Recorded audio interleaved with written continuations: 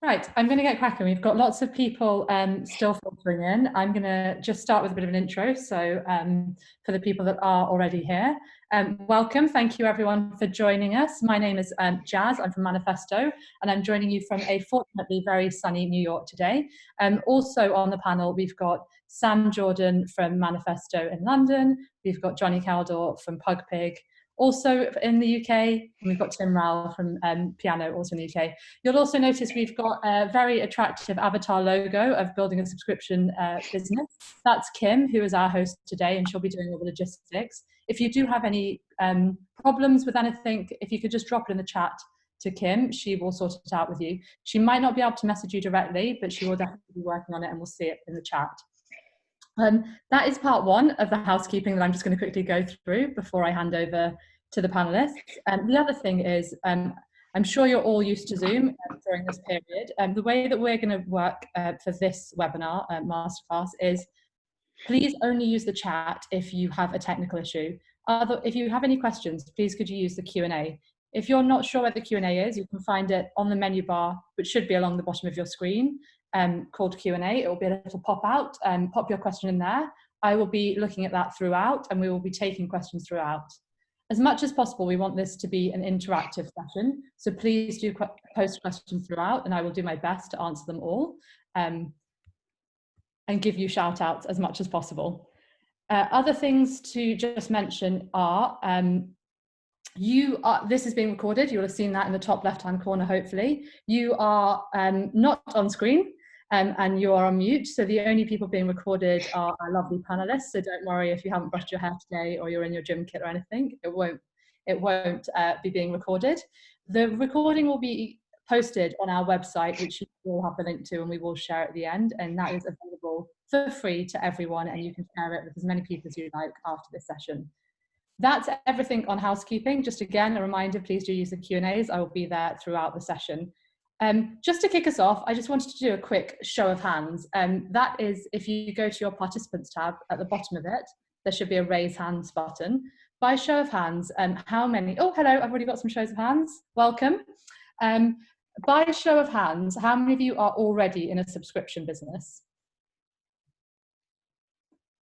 Okay, great. We've definitely got some people in the right chat, in the right masterclass. I can see lots of hands going up across the names, so thank you for that. Second question, just quickly, if you're not in a subscription business at the moment, how many of you are thinking of building a subscription business or pivoting to one? Oh, wow, great. Thank you so much. I can see hands going up. It does seem like everyone in the chat, or most people in the chat, are here for the right reason. So you're either in a subscription business or thinking about becoming one. If for any reason you've got the wrong chat and you're on the wrong Eventbrite, now is your chance. We won't hold it against you. So you're all here for the right reasons. We are, of course, here to talk about building subscription businesses. I'm going to hand over now to Johnny, Sam, and Tim, who are going to tell you a bit more about the initiative, why we set it up, what we've come up with, and then what you're going to get out of today's masterclass. So over to you, Johnny. Brilliant. Thanks, Jazz. Can you hear me just before I start rambling on? You can. Good. Yeah. Well, there are quite a few things, I think, just coming together. So first of all, we all work in a similar sector, and we've been, over the course of the last year or two, but now increasingly over the course of the last few months, getting involved in more and more projects around doing just this. So creating subscription businesses, predominantly for publishers, but actually more generally as well. And what we've seen, and I'm guessing everyone on the call is seeing this as well, is, you know, in this environment where advertising revenue is getting more and more challenged, you know, we see people like the New York Times dropping another 10% of their ad revenue over the last quarter of 2019, and yet refocusing their efforts on subscription revenue, you know, currently sitting at 5 million paying subscribers, aiming for 10 million by 2025, and looking really good and really strong, and their mix of revenue heavily shifting in this direction. It feels like the timing is really good right now. As I said, we're having more and more conversations, both with existing customers and new clients, about, you know, how can we build these sorts of new business models or refocus on these business models. And having worked together, Piano and Manifesto and Pugpig together on a number of occasions, it just seemed like we've got very complementary skills. So, you know, if you look at Manifesto, who are very much at the kind of the front end, the strategic side, helping design value propositions, helping kind of create the whole the conceiving of this subscription business. We then kind of come in behind, and we're all about the platform. So we're building, designing, building, and delivering these things. And Piano doing a bit of both, actually. So strategic planning, but also creating platforms to allow for subscription businesses. So when you put the three of us together, it's quite powerful. You really have the end-to-end solution. And so we thought, well, we should do something. And, you know, we talked about going to events together and having shared stands and all that sort of nice stuff. And then we started talking about, you know, creating some content. And I think the idea of having an event very early on started to seem like a good idea. And at the time it was, you know, let's hire a room and get 100 people in a room and do something cool. And clearly that isn't possible right now. But actually, I think this makes more sense, because now we're able to do probably 10 hours of, I hope, really good content. Not only what we're doing today, like overarching, you know, giving an overarching view of the end-to-end process, but really digging in. And I think, Sam, you're going to talk to us a little bit now about what those steps are. Yes, thanks, Johnny. So I'm Sam Jordan. I'm also from Manifesto. I head up our media and membership practices globally. And so for all of the reasons Johnny just mentioned, and then also there's the kind of current lens of the situation with COVID-19, subscriptions are becoming an increasingly important option for more and more businesses to explore. So to help you guys learn from the experience of others and avoid some of their past mistakes as well, we've created a 9-step approach to set you up for success. So the 9 steps break down into 3 sections. The first one is planning. And in planning, we'll look at how and why you should focus on engagement, how you can connect customer and financial commercial value in your business, and what you need to do to have the right capabilities in place. Secondly, we'll look at going from planning to launch, which is about how you design the product with the customer in mind, how to build incrementally and quickly, and how to launch and learn while you do that. And then the last step is we'll cover defining your customer messaging, implementing effective user flows, and then ultimately testing and learning to optimize value. So we'll cover these 9 steps in greater detail over the next 3 masterclasses. And we'll do that with the help of some really impressive business leaders from the publishing world that we'll be able to talk to you about a little bit later. Thanks, Sam. Hi, my name is Tim. I'm the General Manager of Piano in the UK. And we as a business are focused almost entirely on helping media companies to monetize their audience much more effectively. And of course, the bulk of that now is by looking to develop reader revenue strategies that deliver a consistent and ongoing revenue stream. So in theme with everyone else, you know, with Sam and Johnny, this set of masterclasses is intended to be really a set of practical guides, you know, for us to just show you, give you a framework of how to think about this, give you a structure around which to develop your strategy, and then a whole set of tips to help you, hints and tips to help you really drive it forward and understand how to make the most of your subscription strategy. Great, thank you, Tim. So as Tim said, we're starting here with, and Sam said, we're starting here with the first of a series of masterclasses, which we hope will be informative, but also interactive for you all to learn more about building a subscription business. This masterclass is focused on deep diving into the 9-step approach, making sure we all understand it and we have a foundation and a basis before we go further into each of the 9 steps or the overarching 3 areas of plan, build, and optimize. So we're going to get cracking and we're going to start talking about the 9 steps, which should be on your screen right now. And of course, it makes sense to start at the beginning with steps 1 to 3. So Sam, I'm going to throw this question to you just around, can you give us a bit more around the first 3 steps and what it really means to plan for outcomes and actually how doing this in a subscription business is different perhaps to other organizations? Yes. Okay. So I'll talk about this first 3 steps and try and answer that question for you. So I'll talk about focusing on engagement, using engagement to connect customer and commercial value, and putting the right capabilities in place to do this. So these aren't always the steps that people start with. So the first thing to do really is understand why we think engagement is so important. And so this is because subscription businesses can actually create value in a number of ways, 4 different ways from a customer relationship. So in addition to subs, you can generate advertising revenue, you can create affiliate deals and commercial partnerships, and you can sell things on an ad hoc basis like events and products. Engagement is the key driver of all 4 types of revenue. An engaged customer is more likely to stay, so more subs revenue for longer. Their higher engagement magnifies their value to you as and your advertising and affiliate business. And these people are more likely to buy things from you, not least because you'll get to know them better. So if you take a quick look here, something we call a customer value curve, which should pop up on the screen. There we go. So we look at the size of audience across the bottom here, and then their value to you along the right-hand side. And we can map the different stages of customer engagement with a brand against the incremental value that this generates for you. So it shows how you can increase average revenue per consumer, or ARPU, through greater levels of engagement by moving from left to right.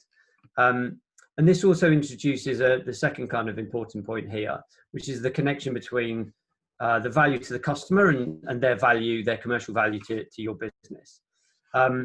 Engagement is actually such an important metric for 2 reasons. Firstly, it's fundamentally linked to how valuable your proposition is to your customers, which means that you're focusing on what they need, which is always a good thing.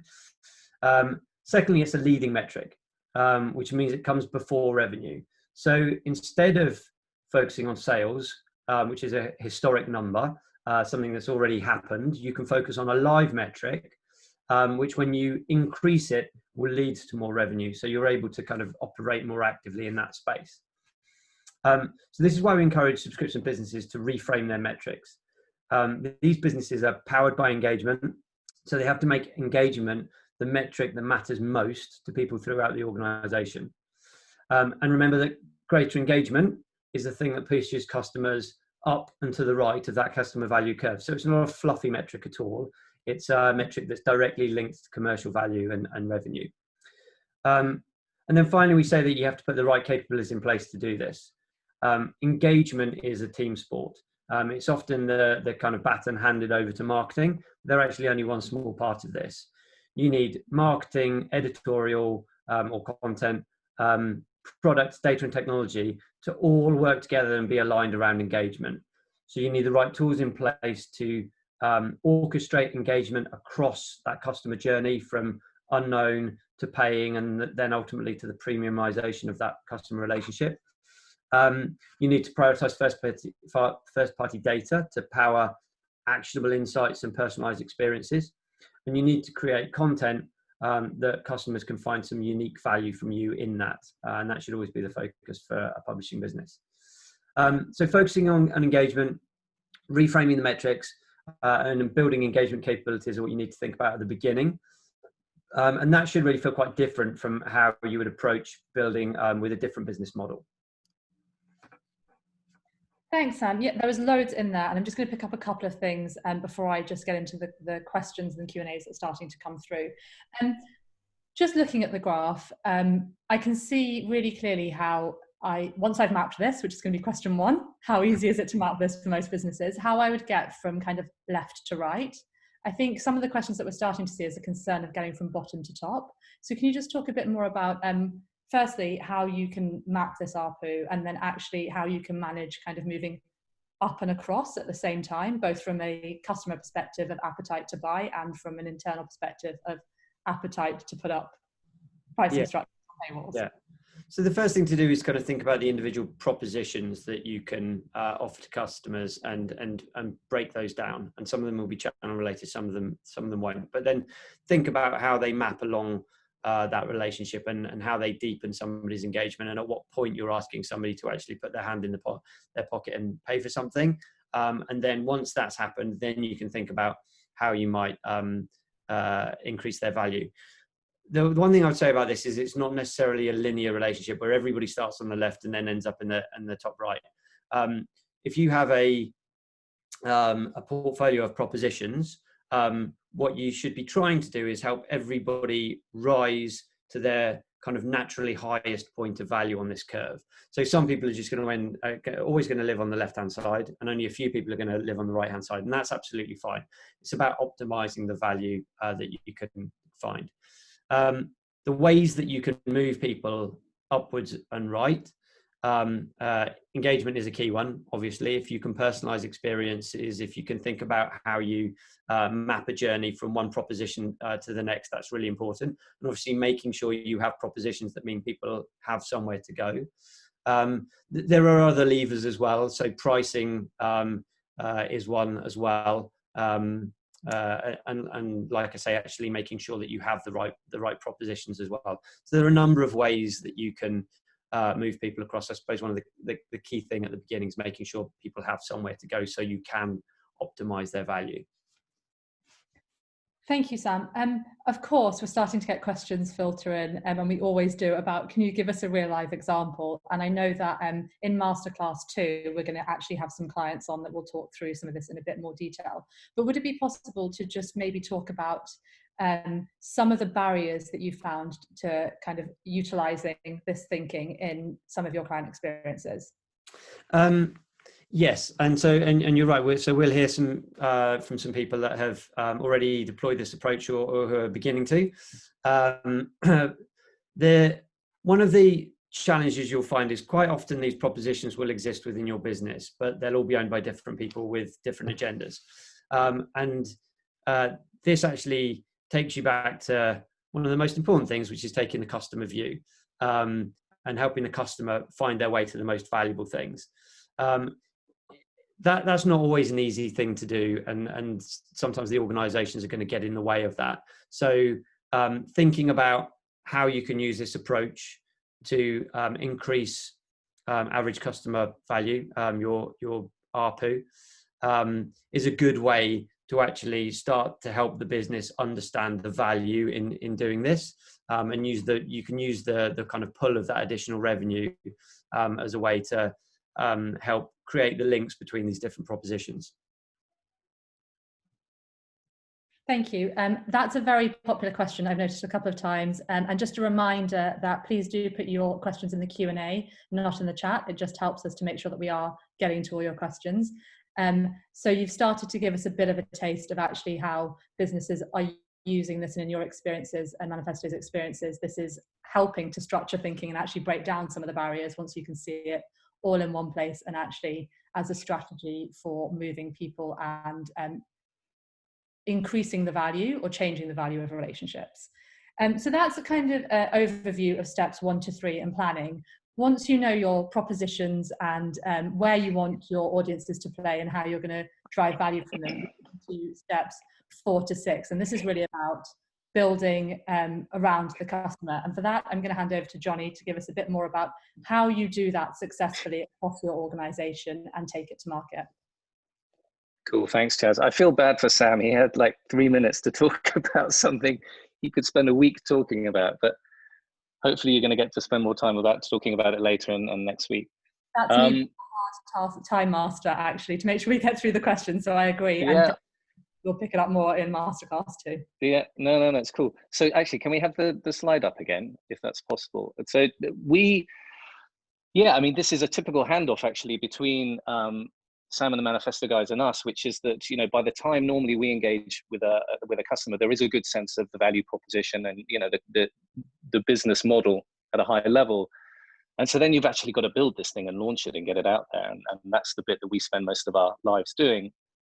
So again, I'm going to do similar to Sam, a super fast zip through. And the 3 steps, I guess, are pretty obvious, right? You've got to design this thing, you've got to build it, and you've got to launch it. So I just want to pick a few, I guess, just a few handy tips that we use for every project we ever do. And we'll start with the design. I think one of the most important tools we start every piece of work with, given that you understand the value proposition, you understand the customer, is setting out some core principles or some guiding principles that then drive all of your product design and product development decisions as you go from a concept to actually delivering something. And that can potentially sound airy-fairy, but they're extremely important. And I'll just give you two examples. So one is something that Larry Page used to talk about incessantly, which is 200 milliseconds. So the Google guiding principle is 200 milliseconds. It's not do no evil. It's just this one thing. And any product feature that is ever presented to Larry Page is, can we deliver this thing in under 200 milliseconds? Because if we can't, it's just not going to happen. And it's brilliant, right? It's very simple, it's very pragmatic, and it drives all of their product development thinking. Another one, which I particularly liked, was one of the tortoise principles. So when we sat down and we were trying to work out what, beyond the big vision for Tortoise as a business, and we'll talk a lot about Tortoise in the coming weeks, I think. What are the guiding principles of Tortoise as a business and also as a product? And one of the key ones was we listen. And again, it potentially can sound nebulous, but it's very, very practical. So we listen means a lot of things, and particularly when you're designing the product. First of all, you have to create a mechanism for people to be able to be heard. So you have to have feedback mechanisms in the product to allow people to have their say. And then secondly, if you like, the other half of that equation is you need to be able to act on that. So you're not just hearing this stuff, you're really doing something about it. And that principle of we listen was built into the core of the product. And I'll talk about that some more in a minute, actually. So that's kind of where we start. We set out these principles. And then the next thing is, if you're going to scope a project and you're actually going to start designing it, then you really just have to write it down. What are the key features that this thing is going to deliver? And actually, Kim, if you can just show the next slide. So this diagram is a diagram of my life over probably the last 20 years or so. And what it does is it tries to illustrate the forces at play when you are trying to deliver a product. And what you've got what you think you need to deliver, right, on the top left. So this is all colored by my own worldview, my prejudices, and my assumptions about what the consumer is going to need. And then you've got to the top right, you've got what consumers actually ask for. And that's only going to happen if you're talking to them, right? So that's going to be customer research that you do, but again, it's going to be based on the specific people you ask, and it's going to be colored by their experiences. And then at the bottom, which is the really important thing, there's what they actually need. And none of us know this until we deliver. And so there are some interesting interplays between each of these areas, and I'm just going to pick them off because they each have their own kind of interesting thing, I would say. So if at the top right, you've got what people are asking for, but they don't really need it, and you're smart enough to know not to deliver it, and that's good, right? That's avoided wasted investment. That's the green area up at the top right.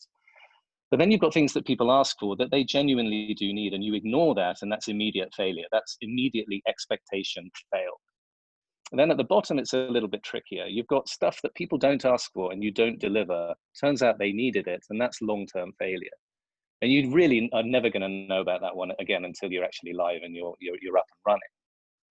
Then I think you've got the more interesting ones now, towards the left. So the one really nice one is stuff that people don't ask for, that you deliver, and it turns out they really needed it. That's the delight. That's expectation exceeded. And that's the sort of thing that Apple used to do really well 10 years ago, probably less so now. The problem with that little sector is that it doesn't last very long, right? Because as soon as you've given it to people, they then expect it, and it kind of moves across into contentment. Then at the top, you've got what people ask for, and they don't really need it, and you give it to them anyway, and that's fluff. That's ego stroking. It's kind of useful. It makes people feel good about themselves, but there's no long-term value there.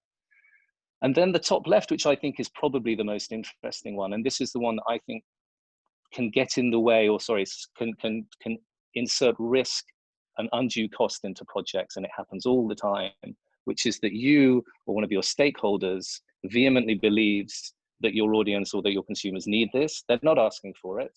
Turns out they don't need it. And there's a huge potential for wasted investment there. And that's the one that you see time and time again, that people say, no, but it really needs to do this. It really needs to do that. And my contention is it almost certainly doesn't. And so what am I trying to say with this? I guess really there's only 2 points to this slide, really, is that number one, you just can't know. It doesn't, no matter how smart you are or how much you ask your consumers, you don't know until you go live as to which, where certain features are going to sit in this diagram.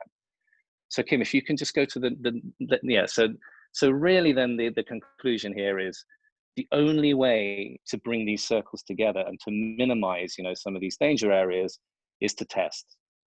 What that means is you're testing your designs with user groups. You're then testing your prototypes with user groups and stakeholders, and with yourself to get your head around the user experience that you're building. And then most importantly, you're getting it out there and you're testing it with real users.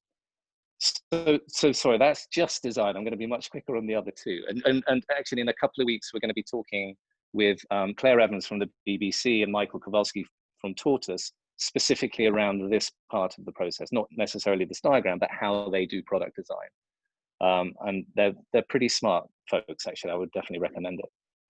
So then the next two steps are build. And really, I think for us, the big message in the build is prototype, right? You've got this design, you've got a kind of sense of what this thing needs to do now. You've got a list of features, you've got a scope and so on.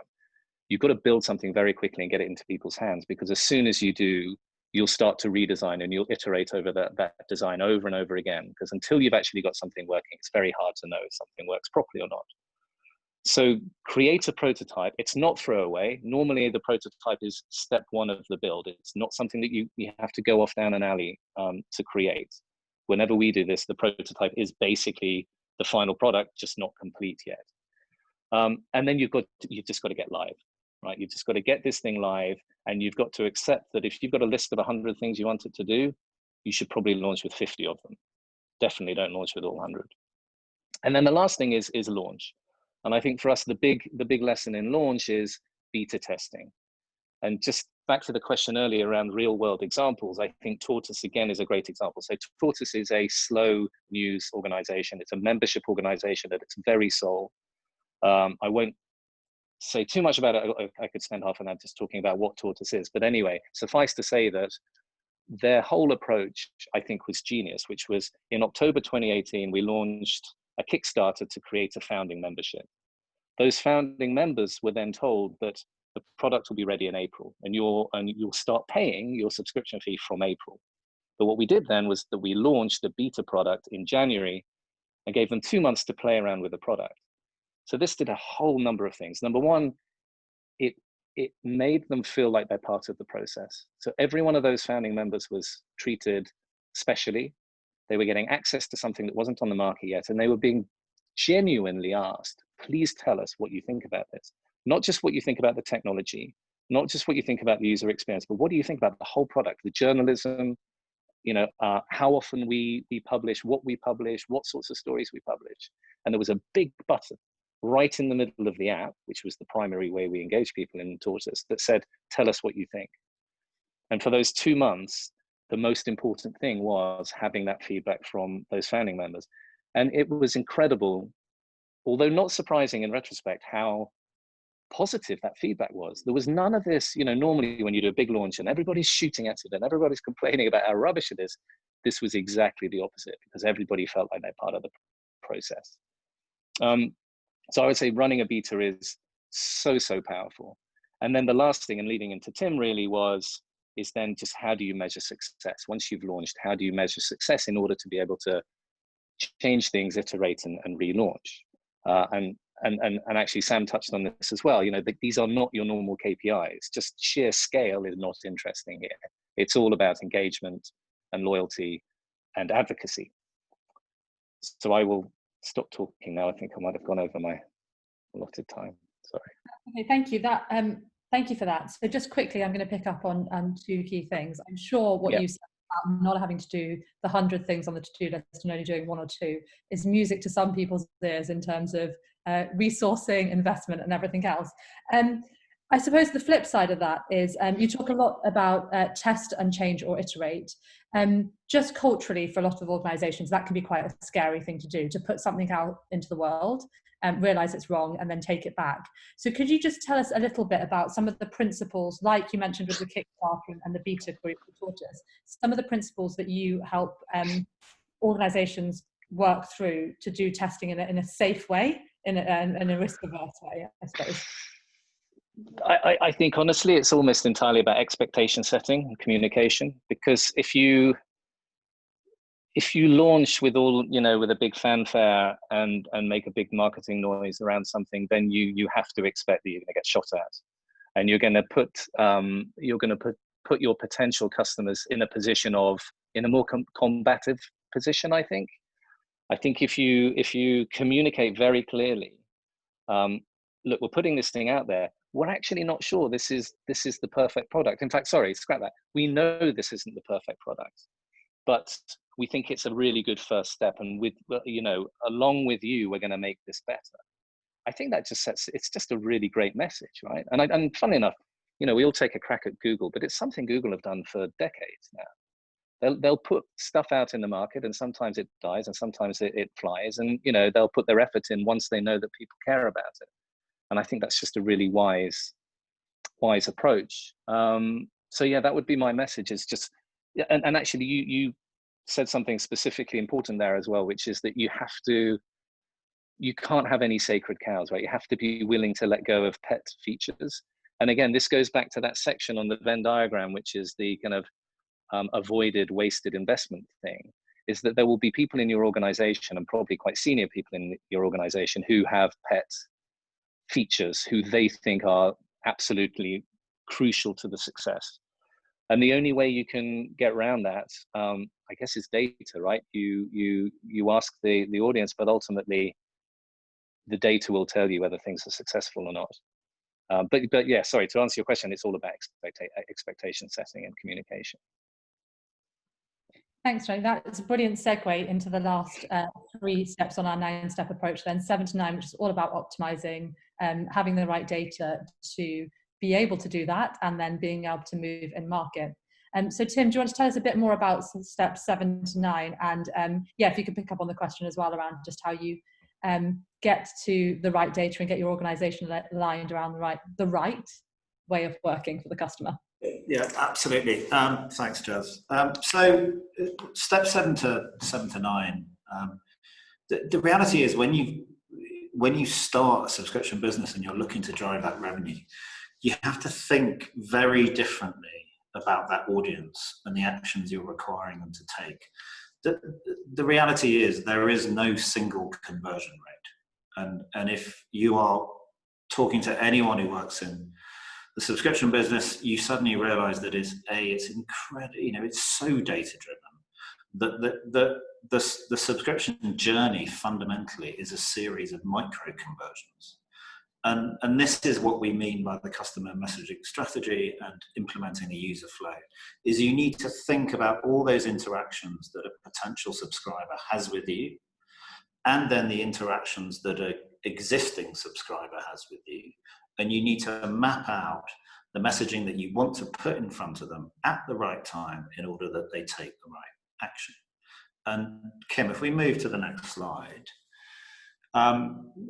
this is a model, and listen, everything in subscriptions is about the conversion funnel and the customer journey, but this is a model that underpins how we at Piano think about how you're trying to drive customers through. So I just seen a message saying they can't hear me correctly. Is that? It's fine. Tim, if you want to crack on, we will reply to Ray directly and just help him out. Fine. Okay, perfect.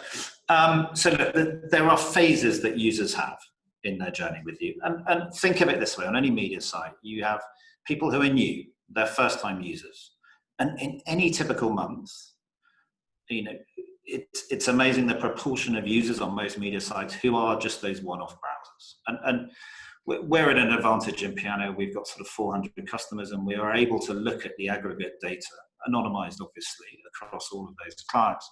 And on average, 68% of users to media sites in any given month are one-off browsers. And you start to realize what proportion of an audience is actually valuable and the proportion that isn't.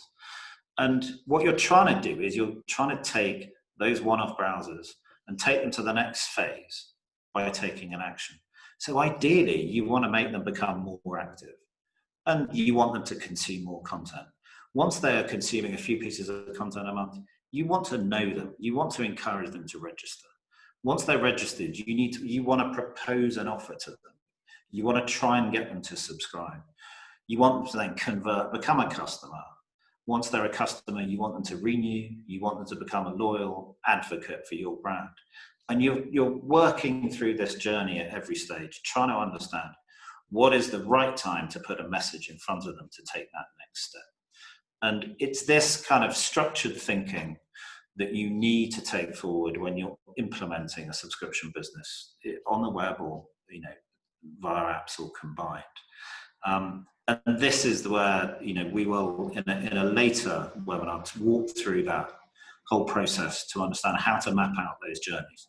Because there's one thing that's true is no one in your business is going to know exactly what's going to happen on day one. The only people who know are the audience. Therefore, you need to ask the audience that question, and you need to pose a question to them and see what the answer is. And this is what segues into step 9 in this process, is that constantly testing and learning, understanding what works, and optimizing all of the messaging that you put in place, all the presentation of offers, the pricing, the model, etc. Optimizing that based on the results you've seen today.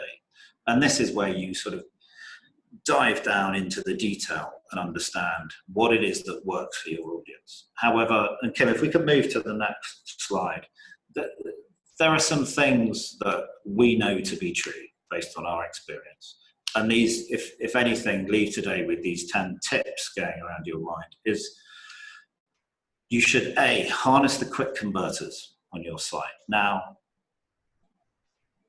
it's generally assumed that it takes quite a long time to convince someone to subscribe, but actually, a pretty big share of users, and on average across all our clients, it's about 37% of subscribers convert quickly. And that's often on their very first active day in any given month. So be ready for that conversion. Don't be shy about asking people to subscribe. Get an offer in front of people when they visit. And in that first day, kind of harness it. On their first visit to the site, harness and embrace them and try and get them to convert. And because it's easy to get distracted by some of those single page view visitors I mentioned before. That bulk of the audience are not hugely loyal. So don't worry about them. Just target that other group of people who are displaying behavior that indicates that they are more loyal.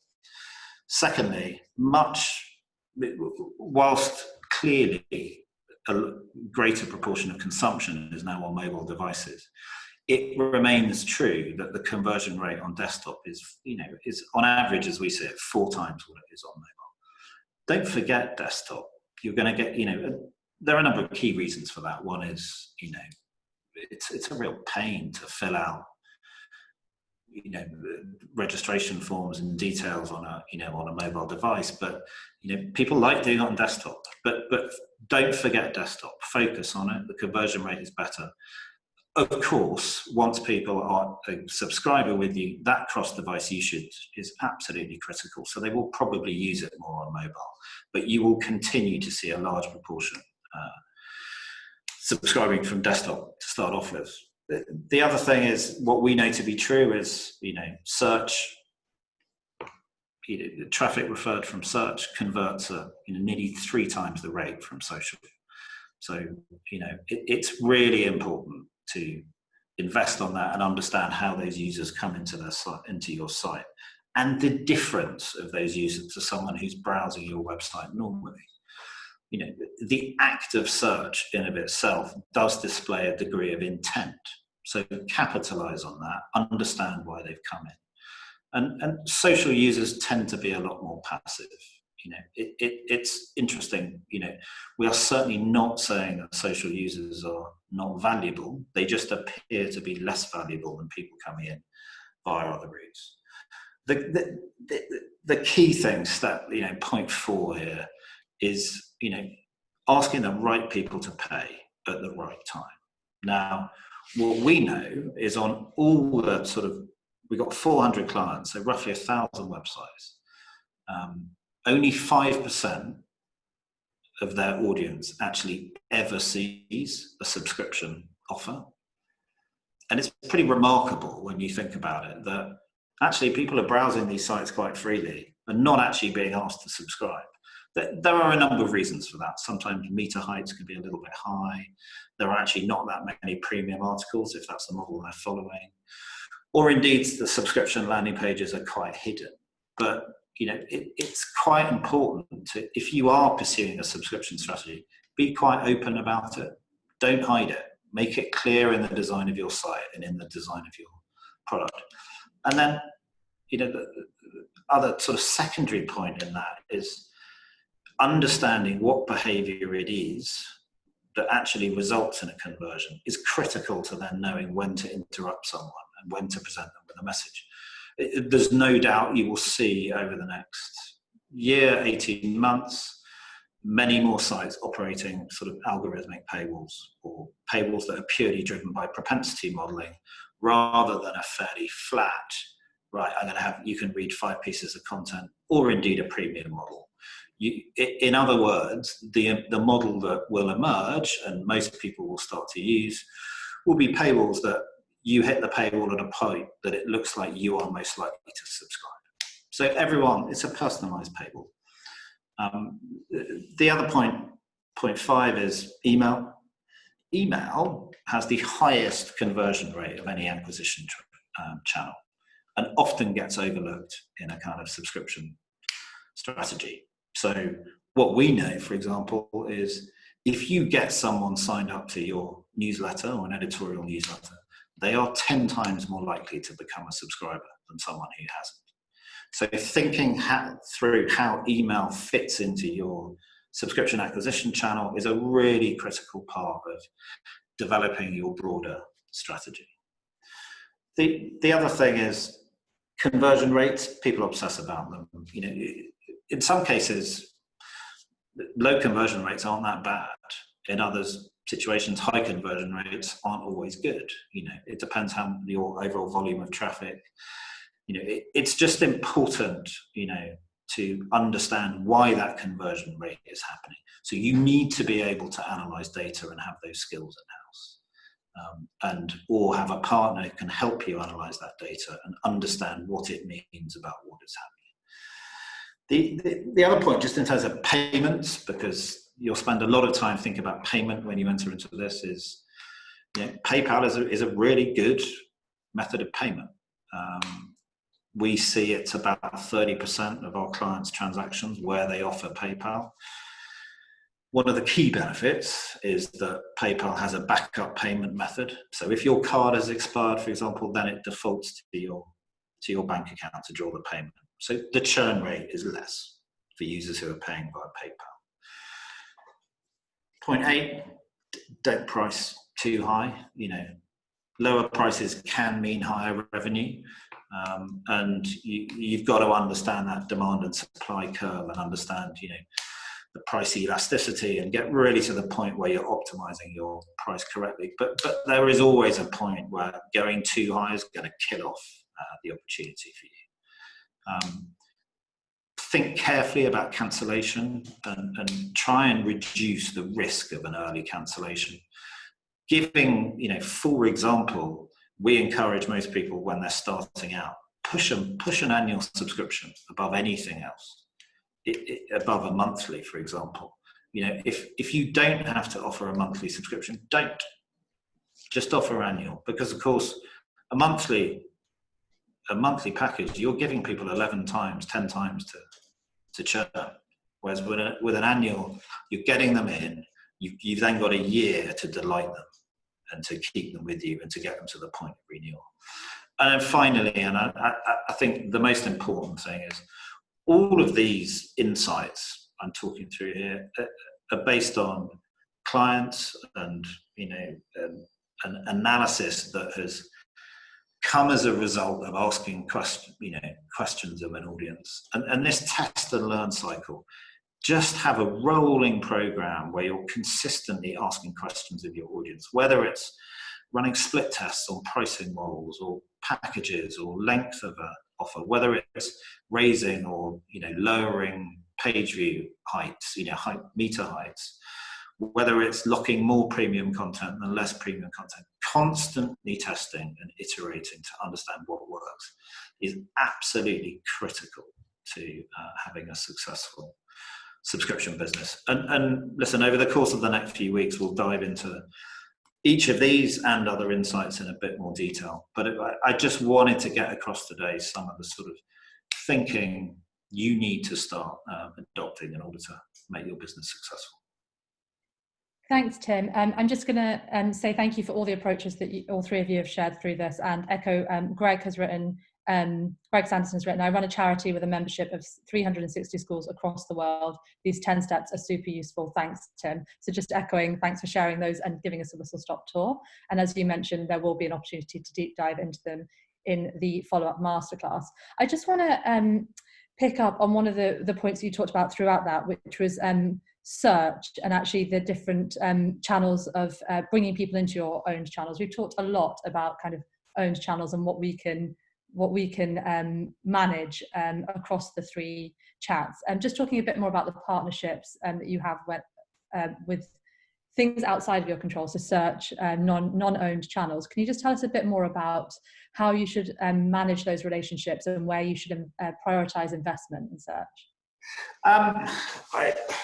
I'm not necessarily saying you should prioritize investment in search. I'm saying that it remains an important part of the gathering of audience and the funneling of an audience towards your site. There is no doubt that users who visit your homepage, interestingly enough, predominantly on desktop, have a much higher, likelihood of becoming a subscriber.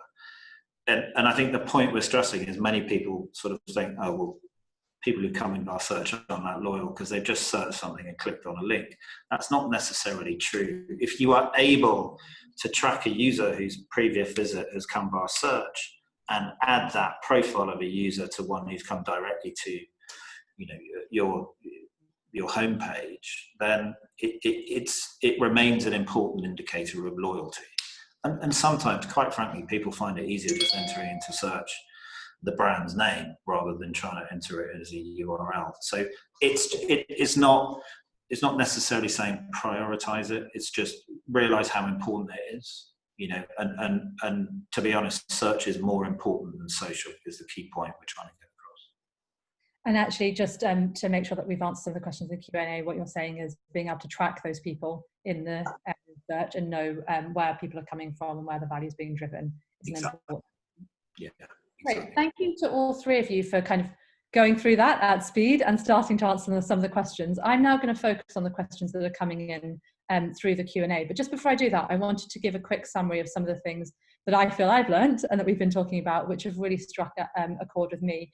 There is a lot of similar threads or continuous threads that are running through this. And really, we started with data as the first one, and that is run the whole way through. Actually, having the right data to be able to map your current audiences or potential audiences, having the right data to be able to iterate feedback on the platform and its build, and then having the right data to be able to optimize has continued as a theme through it. And actually underlying that theme is the ability to engage with and interact with your customers. So seeing your relationship with your customers actually as two-way. They have as much value to offer you, not just in dollars or pounds, but in feedback and iteration, and actually not being shy of doing that and knowing that that benefits both parties is really, really important. And Tim, you actually use those words, which I really like, which is don't shy away from the customer.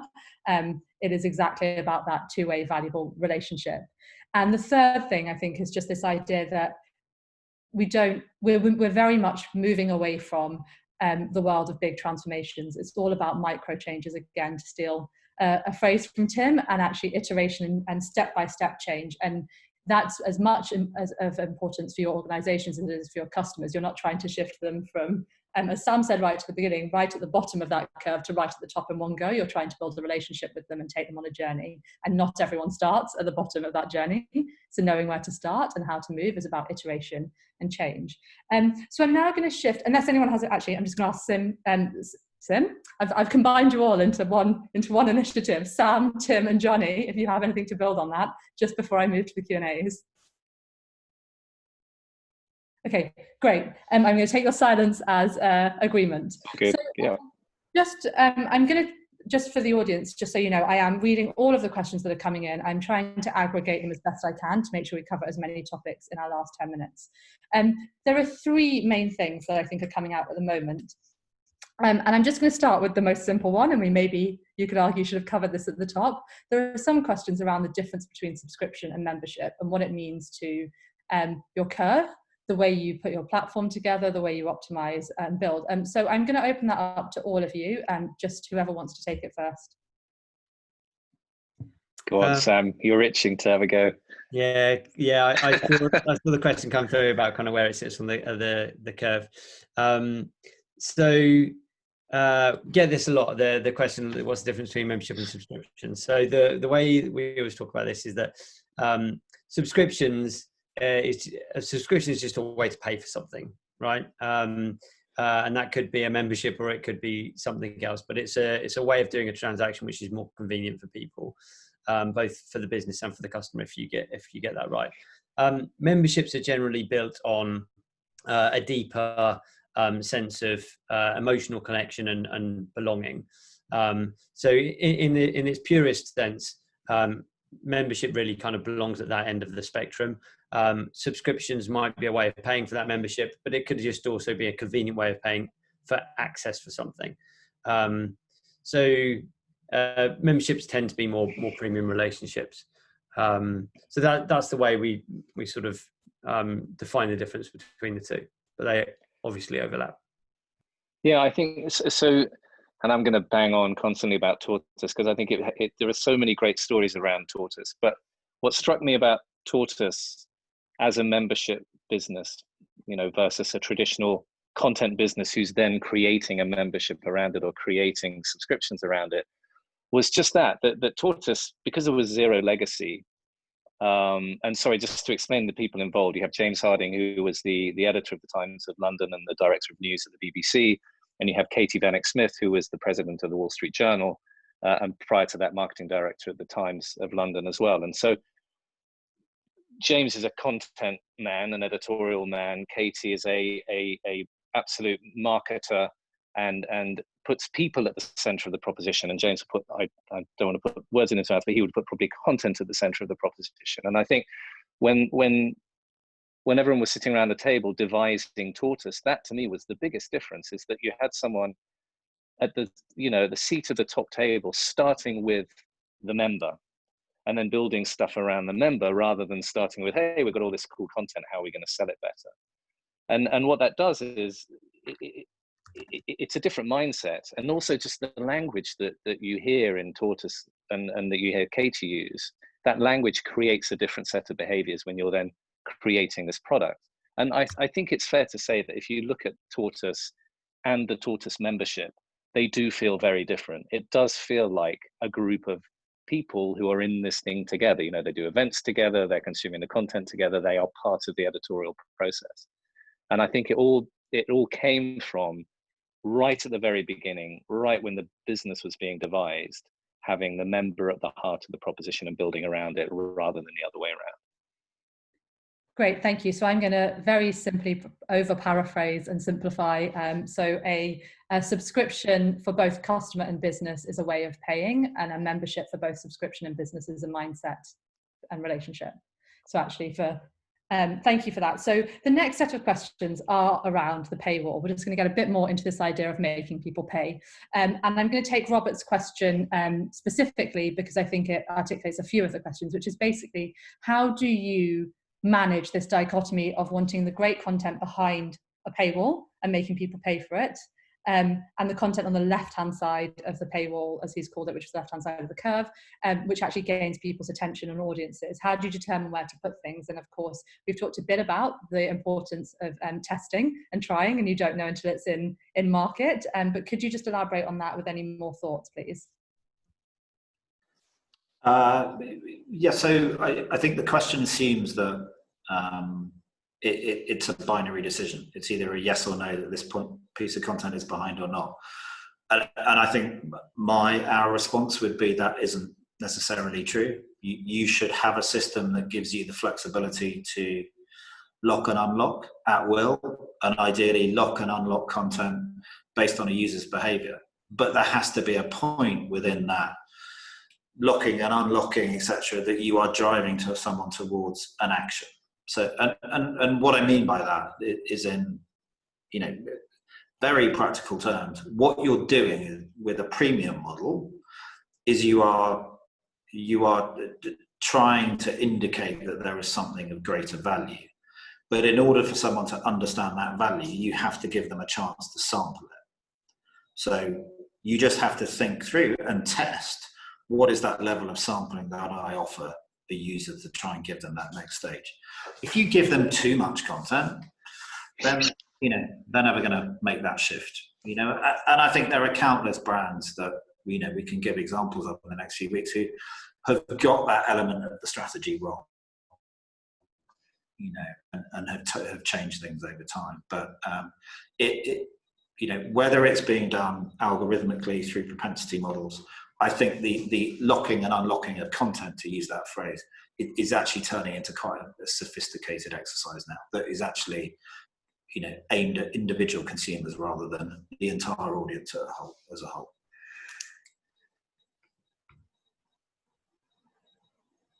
Thanks for that. I'm going to move on to the next question, if that's okay. I'm conscious of time. We've got about 5 minutes left of people's times, and we do have a lot of questions coming through. One thing I'm just going to say about the questions is I'm going to summarize up 2 more questions into proposition and data. Any other questions we don't get to or you don't feel were covered, I will cover how we'll pick up those conversations at the end of this session. So please don't worry, we are listening to you all. The next question then is about propositions. So we've had 2 different versions of this from different people, so Matt Hansen, Tom Rendell in particular, and I've just aggregated them up, so again, apologise, I'm simplifying. The question is about using different channels and different features or services within your proposition differently. So it's a very broad question, but actually, if I take Matt and Tom's questions as examples, how best to leverage desktop if you have a mobile app subscription business with no desktop pay option is one of them. And Tom's is, do you think having subscriber only podcasts alongside editorial content can help drive loyalty and engagement on subscription sites? So I'm summarizing them up into how do you use your different channels and your different propositions and services to create a diversified proposition to work for different audiences and drive loyalty and engagement, and I suppose subscription acquisition as well, to bring in Matt's. So if you could answer that in 2 minutes, that would be great, guys. No Sam, problem. is that one for you? Go on, Sam. I thought that was in your wheelhouse, Mr. Caldor. Oh, no, gosh, I was just thinking, I don't want to keep banging on about Tortoise, that's all, because certainly they are, only because they are doing some really interesting thing around podcasting and events. And okay, well, look, we'll do it. And I apologize to the audience who are sick of the sound of this Tortoise thing. But I think they do it quite effectively. So they've been, and again, this is with a backdrop of a business who try lots of stuff out, and then they learn from it. And so Tortoise came to the podcast world quite late, but the very first thing they did from the very beginning was live events. They're called Think-ins, and at the beginning they were inviting people into the newsroom to be part of the news conference, effectively, and to come and sit with the editorial team, with a set of experts, and come up with an editorial position, which would then inform the journalism. And the only rule is no questions. You can only provide your comment. And this became a really important part of the mix of what being a member was. And so the way the interesting thing about the Think-ins was they were quite a nice way of bringing people into the fold to then sell subscriptions. Off the back of that, they started making podcasts. And the podcasts, they have 2 types of podcasts. So I am slowly answering this question. So they have a traditional podcast, which is freely available on all the platforms, and which is all about tempting you in. It's all about, look, if you like this journalism, come to Tortoise, and there's a lot more there. And then they have other podcasts which sit very firmly behind the paywall and you only get access to as a member.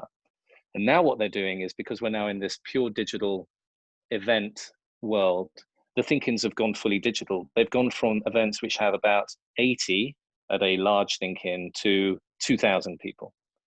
And again, they're an extremely useful way to give people a sample of what the product is all about. Maybe give people access to 1 or 2 free Think-ins through their friends, And then by buying access to a Thinking, you get effectively a free membership to Tortoise for a year off the back of that sale. So the Thinking, this live event, has a tangible value that you have to pay for, but off the back of that, you then get access to the membership. So they're doing some really interesting things. And again, if you want to know more, we can certainly dig in after this around the specifics of that business model, because I think it's very interesting. Thanks, Johnny. So panelists and attendees, I'm afraid we are about to time out on the hour of your day. Thank you so much for your time. I do appreciate that I haven't covered all the questions. And as I mentioned, we have a set of ways that we are able to do that and to continue this conversation more broadly. The most important of those is, of course, the next in the Masterclass series. So I'm just going to hand over to Sam really quickly to tell you a bit more about the next Masterclass, and then I'll tell you all the other ways you can stay in touch with us. Thanks, Jazz. So in the next masterclass, we're going to deep dive on planning, including designing for engagement, reframing the metrics, and building engagement capabilities into your plan. For this session, I'm going to be joined by two experts, Anna Bateson, who is the Chief Customer Officer at Guardian News and Media. Anna's actually just finished a stint as interim CEO there. Her previous roles span YouTube, Google, ITV, MTV, and Bloomberg. And we'll also be joined by Carl Wells from the Wall Street Journal. He's the General Manager of Membership and Subscriptions. He's been a driving force behind the enormous growth that WSJ has enjoyed. I'd say one of them, not all of them, because I know that some of the other ones are in the people watching this webinar. Before that, he worked across the News UK portfolio, including the Sun, the Times, and the Sunday Times. So lucky to have those two fantastic leaders joining us, tons of experience and insights to share. Masterclasses at the same time next Wednesday, same place, your kitchen table. So I will look forward to seeing you there. Thanks very much, Sam. And there are a bunch of questions in the Q&A that are actually a deep dive into engagement. So we will be taking these from the Q&A today, and they will be the first questions asked in that next masterclass. So if you feel like your question wasn't answered yet, it will be hopefully, and that is an excuse to tune into Masterclass 2 to hear it answered from those great experts. In addition to the next Masterclass, we have our website, which we are very proud to launch, and that is open to everyone. We will be putting the recordings of each Masterclass on that website so that they are available for everyone whenever you need them. And also on that website, there is a contact us page, and it is a contact form, but it comes directly to the people that you are seeing on screen today and Kim, and we will personally answer those questions from the right source for you if you have any follow-ups. Thank you so much for joining us today. It's been a really great conversation. I really feel like we've just picked at the surface of this topic, and I'm really looking forward to the next masterclasses in the series with Johnny, Tim, Sam, and their guests. So join us next week, and thank you so much for your time. Thanks, everyone. Thank you. And thanks, Jazz, by the way. And thanks, Kim.